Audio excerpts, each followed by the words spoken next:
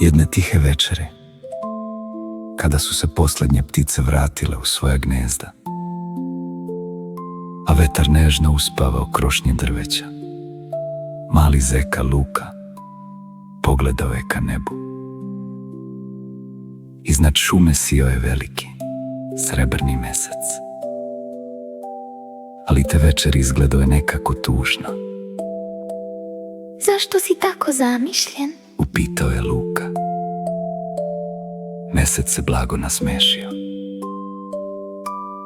Večeras jedno dete nikako ne može da zaspi, čeka najlepši san, ali ga još nije pronašlo.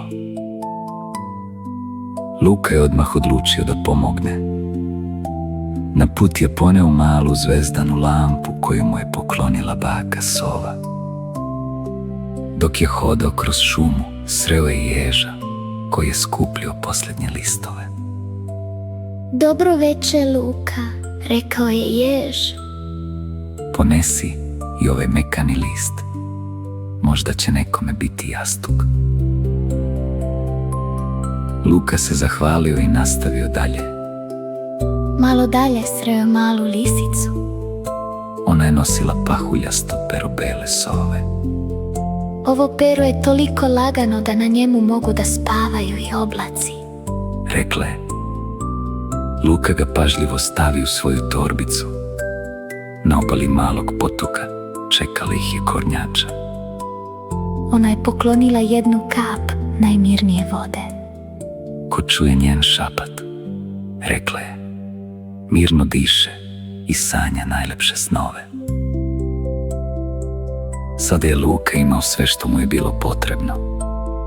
Popeli su se na najviše brdo u šumi. Mesec ih je čekao.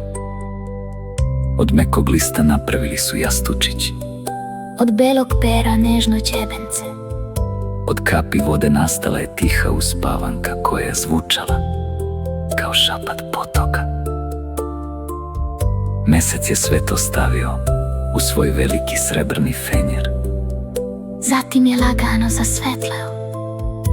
Njegova svetlost putovala je preko planina, preko reka, preko livada, preko gradova, sve dok nije stigla do jednog prozora.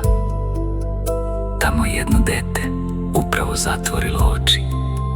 Svetlost meseca nežno ga je pomazila po kosi. Jastučić od lista postao je mekan kao oblak. Perce je zagrlilo snove. A uspavanka potoka tiho je pevušila. Dete se osmehnulo. Udahnulo je duboko i polako utonulo u najlepši san. Te noći svi su bili srećni.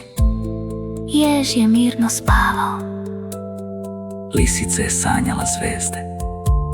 Kornjača je slušala potok. Luka je legao u svoju toplu kućicu. A mesec je nastavio da čuva svu decu koja spavaju. Ako večeras pogledaš kroz prozor, možda ćeš vidjeti njegov srebrni fenjer. Možda će baš tebi poslati jedan mali, čarobni san. Laku noć.